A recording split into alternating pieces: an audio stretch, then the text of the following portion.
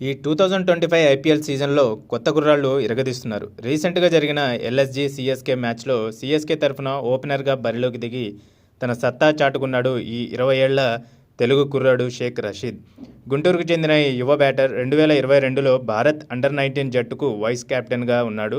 జట్టు విజయానికి కీలక పాత్ర వహించాడు. సిఎస్కే గత ఏడాది కొనుగోలు చేసినా ఆడే అవకాశం దొరకలేదు. ఈసారి ఓపెనర్గా దిగి 6 ఫోర్లు కొట్టి 27 రన్స్ తీశాడు. రషీద్ది గుంటూరు జిల్లా పాత మల్లాయపాలెం.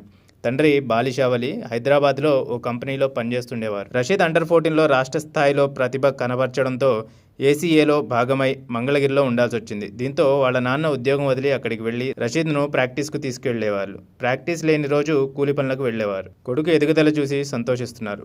ఐపీఎల్ 2025 మెగా వేలంలో 30 లక్షలకు రషీద్ను సిఎస్కే కొనుగోలు చేసింది. రషీద్ టాప్ ఆర్డర్ బ్యాటింగ్తో పాటు లెగ్ స్పిన్ బౌలింగ్ కూడా చేయగలడు. ఇదే రషీద్ ప్రత్యేకత.